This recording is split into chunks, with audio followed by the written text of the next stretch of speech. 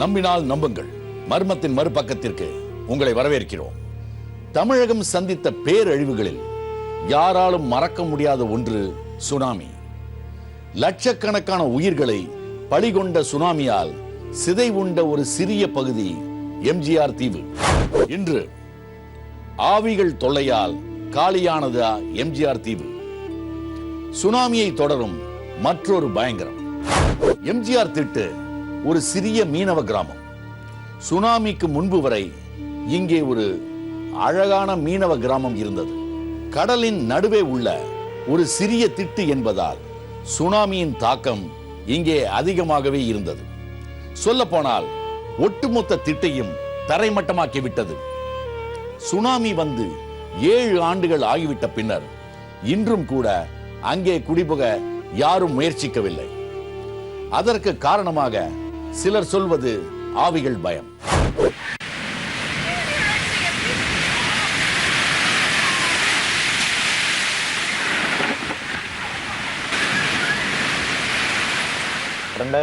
ஏற்பட்ட சுனாமியில் எங்களுடைய குடும்பங்கள்லாம் எங்களுடைய சொந்தக்காரவங்க, எங்களுடைய அண்ணன் தம்பி எல்லாருமே இறந்துட்டாங்க. நைட்டு போனாக்கா பாதி சாமத்தில் என்ன செய்துன்னு சொன்னால் வலை விட்டுட்டு இருக்கும்போது சத்தம் வந்து வேகமாக கேட்குது. அதனால ஜனம் மிரண்டே ஓடி வந்து வர்றாங்க.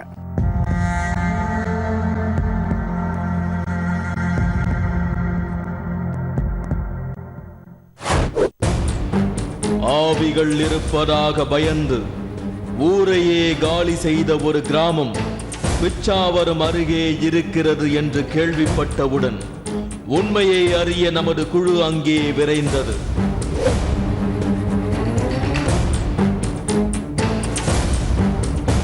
சிதம்பரத்தை அடுத்துள்ள பிச்சாவரம் ஒரு சுற்றுலா தலம்.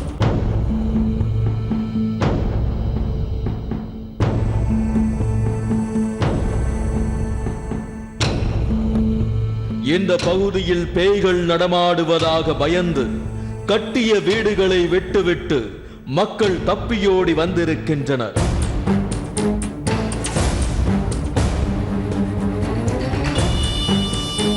ஆளையே விழுங்கிவிடும் ஆவிகள் இங்கே சுற்றுவதாக ஊர் மக்கள் கூற சற்று பயத்துடனேயே தீவு நோக்கி புறப்பட்டோம்.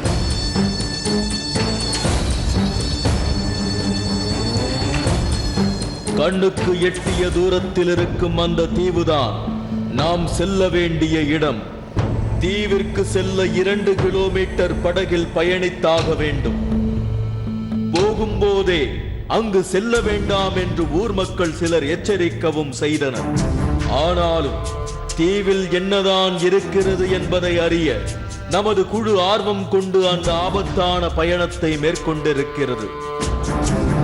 தீவில் வந்து மீன் பிடிக்க போனோன்னா 6 மணிக்குள்ள 5 காலையில் போயிட்டு 5 மணிக்கெல்லாம் திரும்பி வரணும். அதுக்கு அந்த பக்கம் போய் மீன் பிடிக்கணும்னா அழுகுறல சத்தம் பயம்படுத்துகிற மாதிரி நிறைய நிகழ்ச்சியெல்லாம் நடந்துக்கிட்டு இருக்குது.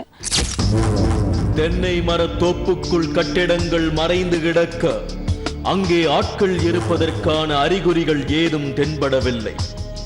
எம்ஜிஆர் தீவிற்குள் செல்ல தயாரானோ. சலனமற்று அமைதியாக இருக்கும் இந்த தீவில்தான் ஆவிகள் இருப்பதாக மக்கள் அஞ்சுகின்றனர். மனித கால் தடங்களையே அங்கு காண முடியவில்லை. வழிகள் தோறும் புற்பூண்டுகள் மண்டி கிடந்தன. தூரத்தில் ஒரு ஒற்றை மாடி வீடு யாருமே இல்லாமல் நிசப்தமாய் கிடந்தது.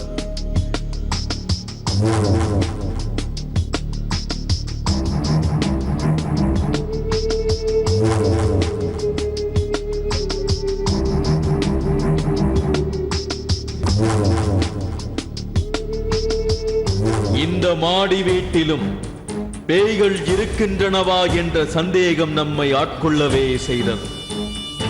ஆங்காங்கே மறைந்து கிடந்த வீடுகளில் கருவை காடுகள் சூழ்ந்திருந்தன. அங்கும் இங்குமாய் சில வீடுகள், ஆனாலும் மனிதர்கள் இல்லவே இல்லை. எங்கே சென்றார்கள் இவர்கள்? மாடி வீடுகளை காடுகளில் புதைய விட்டதன் மர்மம் என்ன? இங்கே வாழ்ந்தவர்கள் என்ன ஆனார்கள்? பேய் பீதி எப்படி ஏற்பட்டது என்ற பல்வேறு திகிலூட்டும் கேள்விகள் நம் மனதில் எழ எம்ஜிஆர் திட்டின் உள்ளே சென்று பார்க்க தயாரானோ? 2004ஆம் ஆண்டு சுனாமியால் சுக்குநூறானது எம்ஜிஆர் திட்டு. உயிரிழப்புகளும் ஏற்பட்டது. அதன் பின்னரே ஆவி பயம் இங்கே பற்றிக் கொண்டது. 2000 குடும்பத்தில் வந்து அந்த கூரை வீட்டில் இருந்தாங்கல்ல, அதில் அப்படியே மடைஞ்சிருக்கிறதுனால அந்த ஆய்விகள் வந்து அங்கே சத்தம் போட்டுக்கிட்டு தான் இருக்குன்னு சொல்கிறாங்க. அதனால் அந்த திருப்பி அந்த ஊருக்கு போய் குடியேறதுக்கு அவங்களுக்கு சரியாக வர மாட்டாங்குது. அதனால் பயந்துக்கிட்டு எந்தாண்டியே இருக்கிறாங்க. போவாங்க, இப்படி எட்டால போய் தொழில் பண்ணிட்டு எட்டாலே வந்து வர்றாங்க. இரவு நேரங்களில் இங்கே பயங்கரமான சப்தம் கேட்பதாக கூறி அதிர்ச்சியில் இருக்கின்றனர் கிராமவாசிகள். இப்போ அந்த பக்கமே யாரும் போகிறதில்ல, ஒரே பயமாக இருக்குது. தீவில் வந்து மீன் பிடிக்க போனால் அந்த அழுகுறல் சத்தம் எல்லாமே கேட்குது. அதனால் நாங்கள் யாரும் அந்த பக்கம் போகிறதில்ல, ஒரே அச்சுறுத்தலாக இருக்குது. நைட்டு போனாக்கா பாதி சாமத்தில் என்ன செய்துன்னு சொன்னால் வலை விட்டுட்டு இருக்கும்போது சத்தம் வந்து வேகமாக கேட்குது. அதனால் ஜனம் மிரண்டே ஓடி வந்து வர்றாங்க. திட்டில் வாழ்ந்த சில பணக்கார மீனவர்கள் மாடி வீடுகளை சொந்தமாக வைத்திருந்தாலும் குடிசை வீடுகள் தான் இங்கு அதிகம் இருந்திருக்கின்றன. அவைகள் அத்தனையையும் அப்படியே அள்ளிக்கொண்டு போய்விட்டது 2004இல் கிளம்பிய சுனாமி. சுனாமி நடத்திய கோர தாண்டவத்தால் மண்ணோடு மண்ணாக புதைந்து போய்விட்டனர் இங்கு வசித்தவர்கள். அந்த தீவில் வந்து 2000 குடும்பங்கள் இருந்தது. அந்த 2000 குடும்பங்களும் சுனாமியால் அடிபட்டு அந்த வீட்டோட கள்ளி வீடு இருந்தவங்க மேலே இருந்துக்கிட்டாங்க, கூரை வீடு இருந்தவங்களாம் அப்படியே வச்சு மண்ணோட சமாதி கட்டுருச்சு. அதனால் மீண்டு எழுந்திரிச்சு வர முடியல. கொஞ்சம் முன்னாடி இருந்தவங்க போட்லேயோ அப்புறம் நீந்தியே வந்துட்டாங்க. மீதி பேர்லாம் அங்கங்கே வந்து செத்து போயிட்டாங்க. சுனாமி அடித்து ஒரு அலை வந்து அடிச்சுட்டு திரும்பி என்ன செய்தாங்க, காசு பணம்லாம் இருக்குது என் மெத்த வீட்டில் போய் எடுத்துகிட்டு வந்துடலான்னு சொல்லி போனாங்க பாரு, அவங்களும் அவுட் ஆகிட்டாங்க பாதி பேர்.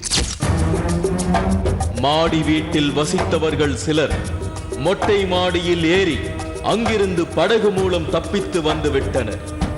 மற்றவர்களால் சுனாமியை எதிர்த்து நிற்க முடியவில்லை. அவர்களை அலைகள் இழுத்துக் கொண்டு போய்விட்டன. அழகழகாய் வீடுகள் இருந்தால் இன்று ஆள் அரவமற்று கிடக்கிறது எம்ஜிஆர் தீவு. கடந்த 40 வருடங்களாக மனிதர்களின் இருப்பிடமாக இருந்த இந்த தீவு தற்போது ஆவிகளுக்கு அடைக்கலமாகி இருக்கிறது. அங்கே மரம் செடி எல்லாம் அப்படியே தான் சார் இருக்குது. தென்னை மரம்லாம் கூட நிறையா இருக்குது சார். தென்னை எதுவுமே யூஸ் பண்ண முடியாமல் போச்சு சார். நான் வந்ததுலேருந்து அந்த பக்கம் போய் ரொம்ப நாள் ஆகுது சார். இன்னும் எங்களோட வாழ்ந்தவங்களே எங்களை தான் துரத்துற மாதிரி தெரியுது சார். நூற்றுக்கணக்கான வீடுகள், 700க்கும் அதிகமான மக்கள் இந்த திட்டில் வாழ்ந்து வந்திருக்கிறார்கள். அதில் பள்ளி குழந்தைகளையும் பெண்களையும் தான் சுனாமி அதிகம் காவு வாங்கி இருக்கிறது. அப்போது இறந்தவர்களின் ஆவிகள் தான் இங்கு இன்னும் இருப்பதாக நம்புகின்றனர் சுற்று வட்டார மக்கள். ஆவிகள் வந்த பயத்தால் யாராலும் இங்கு குடியிருக்க முடியவில்லை.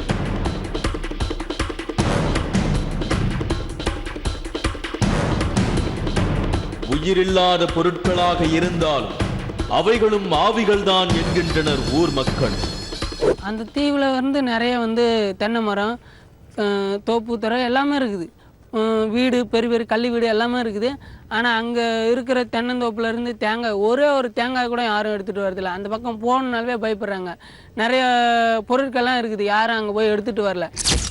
பள்ளிக்கூடம், ஊருக்கு தேவையான குடிநீர் தொட்டிகள் என மனிதர்கள் வசிக்க தேவையான பொருட்கள் அனைத்தும் இருக்க யாருமே இல்லாமல் மயான அமைதியில் இருக்கிறது எம்ஜிஆர் திட்டு. எம்ஜிஆர் நடித்த சில படங்கள் இந்த பகுதிகளில் எடுக்கப்பட்டதால் அந்த திட்டிற்கு எம்ஜிஆர் திட்டு என பெயர் வந்தது. சிறிய திட்டு என்பதால் சுமார் 700 பேர் மட்டுமே இங்கே வசித்து வந்திருக்கிறார்கள். ஆனால் தற்போது அவர்கள் வாழ்ந்த தடயங்கள் மட்டுமே திட்டில் காண முடிந்தது. சுனாமியால் பாதிக்கப்பட்ட எம்ஜிஆர் தீவிற்கும் அதே நிலைமைதான் ஏற்பட்டுள்ளது. இயல்பாக இயங்கி வந்த கிராமத்தில் தற்போது மனித நடமாட்டத்தை பார்ப்பது அரிதாகிவிட்டது. பல உயிர்களை பழிவாங்கி சீரமைக்கப்படாத ஒரு இடத்தில் திகிலுக்கு குறைவிருக்காது. கடலும் நிலமும் நெருங்கி இருக்கும் ஊராகத்தான் இருக்கிறது எம்ஜிஆர் திட்டு. காலையில் எழுந்தால் கடலில் தான் விழிக்க வேண்டியிருக்கும். எங்கு பார்த்தாலும் தென்னை மரங்கள், எழில் சூழ்ந்த பசுமை வனப்பரப்பு என எல்லாமே இருக்கிறது இங்கே. ஆனால் மனிதர்களுக்கு பதில் ஆவிகள். அழகான வீடுகள் எல்லாம் பாழடைந்து விட்டன. இந்த பகுதி மக்கள் மட்டுமல்ல, சுற்றுலா வந்தவர்களில் சிலரும் இங்கு ஏதோ அமானுஷ்யம் இருப்பதாக கூறி மிரண்டு போயிருக்கின்றனர்.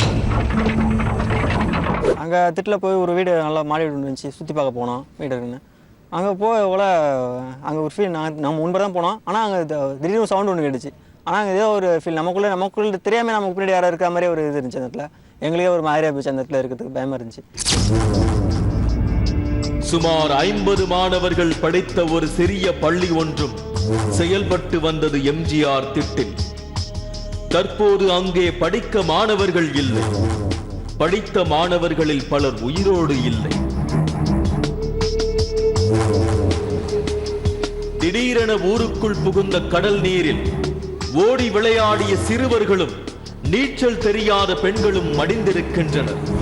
பள்ளியின் வருகை பதிவு பலகை என்றும் மாணவர்கள் வருகைக்காக காத்திருக்கிறது.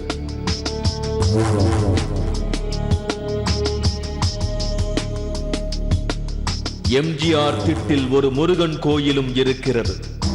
கடவுள் மட்டும் பயமில்லாமல் தனது இருப்பிடத்தை தக்க வைத்துக் கொண்டிருக்கிறார். ஆனால் எம்ஜிஆர் திட்டில் வசித்த கிராம மக்கள் வழிபாட்டு தலமாக பயன்படுத்தி வந்த இந்த கோயிலும் சிதிலமடைந்தே கிடக்கிறது.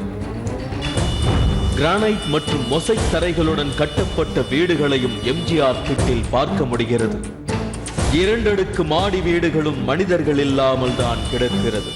புற்கள் நிறைந்திருக்கும் இந்த பகுதியில் கூரை வீடுகள் பல இருந்திருக்கின்றன. அவைகள் இருந்த தடம் தெரியாமல் மண்ணுக்குள் புதைந்து விட்டது. எம்ஜிஆர் தீவில் வீடுகள் கட்டுவது அவ்வளவு எளிதான காரியம் அல்ல. 2 கிலோமீட்டர் தொலைவு தண்ணீரை கடந்துதான் இந்த தீவுக்கு வர முடியும். அதனால் செங்கல், ஜல்லி, சிமெண்ட் என கட்டுமான பொருட்களை பெரும் பொருட்செலவிற்கு பின்னரே இங்கு கொண்டு வந்து சேர்க்க முடியும். சிரமப்பட்டு கட்டப்பட்ட வீடுகள் வெறுமனே இருப்பதற்கு பேய் பீதிதான் காரணமாக கூறப்படுகிறது. கரையை தாண்டி தான் அந்தாண்ட கல் மண் எல்லாம் கொண்டு போவோம். கொண்டு போய் வீடு வாசல் எல்லாம் கட்டி எல்லாம் நல்லா சந்தோஷமாக தான் இருந்தோம். சுனாமி வந்து எங்களை எல்லாத்தையும் அழிச்சு கொண்டாண்டு எங்களுக்கு சௌகரியம் இல்லாத இடத்துல கொண்டாண்டு எங்களை ஒதுக்கி விட்டு இப்போ அவதியாகிற மாதிரி தான் இருக்கிறோம். சில குடும்பங்கள் மொத்தமாக கடலுக்குள் சென்று விட்டன. சில குடும்பங்களில் ஒருவர் இருவர் தப்பி பிழைத்தும் இருக்கின்றனர். பல வருஷமாக அங்கே குடியிருந்தோம். 2004 ஏற்பட்ட சுனாமியில் எங்களுடைய குடும்பங்கள்லாம் எங்களுடைய சொந்தக்காரவங்க, எங்களுடைய அண்ணன் தம்பி எல்லாருமே இறந்துட்டாங்க. இதை பார்த்திங்கன்னா ஒரு 120 பேர் இறந்துட்டாங்க. ஒரு 50 பேர் என்ன ஆனாங்கன்னே தெரியல. எங்களுக்கு சடலங்களும் கிடைக்கல, எல்லாம் கடலோடு அழிஞ்சு போயிடுச்சு. நாங்கள் போயிட்டு வீடு கட்டி வாழ்ந்தது, ரொம்ப கஷ்டப்பட்டு வீடு கட்டி வாழ்ந்த எல்லாத்தையும் நாங்கள் விட்டுட்டு பொருட்கள் எல்லாம் போச்சு. இந்த கிராமத்தில் உயிர் பிழைத்தவர்களுக்கு வேறு இடங்களில் அரசு வீடு கட்டி கொடுத்தது. ஆனால் இந்த தீவில் இருந்த நாட்கள் தான் தங்கள் வாழ்வின் மகிழ்ச்சியான நாட்கள் என்கின்றனர் சுனாமியில் மிஞ்சியவர்கள். அங்க உள்ள நிம்மதி எங்களுக்கு கிடையாது. இங்க வந்து நாங்க ரொம்ப செருமையோடு தான் வாழ்றோம். பணத்தை விட்டோம், காசை விட்டோம், வீட்டை விட்டோம், வாசலை விட்டோம், சொத்தை விட்டோம், சுதந்திரத்தை விட்டோம், எல்லாத்தையும் வீட்டை பார்த்தாங்க. இன்னைக்கெல்லாம் பார்க்கலாம். அப்படி அந்த வீட்டையெல்லாம் விட்டுட்டு வந்துட்டோம். லட்சமா வீடு கட்டி நாங்க குடி போகல. இந்த ஊர்ல வந்து திங்க சோறு இல்லாத நாங்க ரொம்ப கஷ்டப்படுறோம். அந்த ஊர்ல இருந்த மாதிரி நாங்க இந்த ஊர்ல இல்ல. அரச மரமும் காகமும் நிறைந்த இந்த பகுதியில் திகிலுக்கு குறைவே இல்லை. இந்த மண்மேடுகள் எல்லாம் மனிதர்களை சமாதியாக்கி மூடியவைதான். இன்றும் இங்கே மனித எலும்புகூடுகளை ஆங்காங்கே பார்க்க முடியும். எம்ஜிஆர் தீவில் நுழைபவர்கள் தற்போது அதன் நிலையை பார்த்து அச்சத்திற்கு உள்ளாவது சகஜமே. எம்ஜிஆர் தீவில் வசித்து வந்தவர்களுக்கு பிச்சாவரத்திலேயே மாற்று இடத்தை ஏற்படுத்தி கொடுத்திருக்கிறது அரசு. சுனாமியில் குடும்ப நபர்களை இழந்து அங்கே வாழ்ந்து கொண்டிருக்கும் மக்களை ஆவி பற்றின செய்தி வருத்தத்திற்கு உள்ளாக்கி இருக்கிறது. எம்ஜிஆர் தீவில் ஆங்காங்கே கிடக்கும் மனித எலும்புக்கூடுகள் பார்ப்பதற்கு பயத்தை ஏற்படுத்தவே செய்யும். அதனாலேயே இன்றும் காலியாக கிடக்கிறது இந்த திட்டு. பெயர்கள் எழுதியிருந்த வீடுகள் பெயர்ந்து கிடந்தன. பல வீடுகளின் கூரையும் தகர்க்கப்பட்டிருந்தன.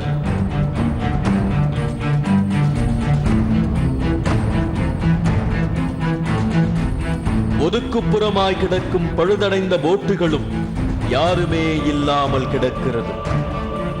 டிசம்பர் 26 எம்ஜிஆர் திட்டு அந்த கிராமமே அன்னைக்கு ஃபுல்லாக ஒரே சோகமாக தான் இருக்கும். இன்றைக்கி அதை நினச்சாலும் ரொம்பவும் மனசு கஷ்டமாக தான் இருக்கும். அது அந்த நாள் வந்துட்டாவே ரொம்பவும் வருத்தமாக தான் போயிடுது. வீணாய் கிடக்கும் இந்த வீடுகளில் உள்ள கற்களை எடுத்து செல்ல இங்கு யாரும் வந்ததில்லை. தென்னை மரம் நிறைந்த எம்ஜிஆர் தீவில் தேங்காயை கூட பறிப்பதற்கு ஆள் வராமல் கீழே விழுந்து கிடக்கின்றன. சிறு பிள்ளைகள் விளையாடிய பொம்மைகளின் பகுதிகள் கீழே கிடக்கின்றன. ஆனால் அதனை ஆசையுடன் விளையாடிய குழந்தைகள் உயிரோடு இல்லை. கடலில் மீன்களை அறுவடை செய்யும் மீனவர்கள் தங்களின் வாழ்வாதாரமான மீன் வடிவத்தை தாங்கள் கட்டிய வீடுகளில் பொறித்திருக்கின்றனர்.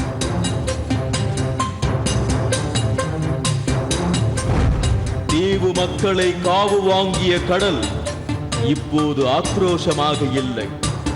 ஆனாலும் இந்த அலைகளின் சப்தத்தில் மனித அழுகுரல் கேட்டுக்கொண்டே இருக்கிறது. அங்கே ஆசையாக கட்டின இந்த வீட்டுகள்லாம் விட்டுட்டு இங்கே இப்போ ஒரு நிம்மதியான வாழ்க்கை இல்லாமல் வாழ்ந்துட்டுருக்கோம். ஏன்னா இங்கேருந்து எவ்வளோ கஷ்டப்பட்டு இங்கே நார்மலாக அது ஒரு தீவு, அங்கே ஒரு நார்மலாக இங்கே நம்ம நிலத்தில் வீடு கட்டுறதே நம்மளுக்கு தெரியும் எவ்வளோ கஷ்டப்பட்டுன்னு. நாங்களுடைய அந்த தீவில் இந்த கட்டுமான பணி இந்த பொருட்கள்லாம் கொண்டு போகிறதுக்கு எவ்வளோ கஷ்டப்பட்டு கட்டினோம். அந்த வீட்டெல்லாம் விட்டுட்டு இப்போ இங்கே ஒரு நிம்மதியான வாழ்க்கை இல்லாமல் வாழ்ந்துட்டுருக்கோம். எம்ஜிஆர் தீவில் ஆவிகள் இருப்பதாக சிலர் கூறுவது பொய்யான தகவல் என்கிறார்கள் ஏற்கனவே இந்த பகுதியில் வாழ்ந்து வந்தவர்கள். அந்த தீவில் இறந்தவங்கெல்லாம் ஆவியா பேயா சுற்றிட்டு இருக்காங்க அப்படின்னு சொல்லிட்டு ஒரு வதந்தி வந்திருக்கு. அதெல்லாம் ஒரு பொய் தான். நான் சொல்ல போனேன்னா நாங்கள் இப்போ இங்கே போயிட்டு வந்துட்டு தான் இருக்கிறோம். எங்களுடைய என்னதான் ஆசாபாசங்கள் இருந்தாலும் இங்கே இருந்தாலும் நிம்மதி இல்லாமல் டெய்லி போயிட்டு நாங்கள் வாழ்ந்த இடத்த போய் பார்த்து தான் வந்துட்டுருக்கோம். அந்த மாதிரி எங்களுக்கு ஒரு கருத்து தெரியவே இல்லை.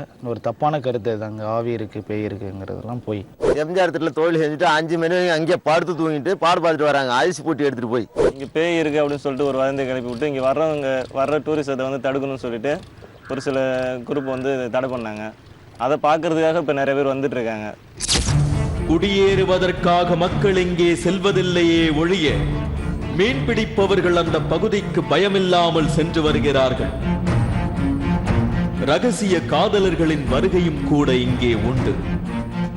ஏற்கனவே சுனாமியில் எல்லாவற்றையும் பறிகொடுத்து விட்டு நிற்கும் இவர்களுக்கு பேய் புரளி கூடுதல் கவலையை ஏற்படுத்துகிறது. பேய்கள் இல்லை என்றால் பிறகு மீண்டும் ஏன் மக்கள் இங்கு குடியேறவில்லை?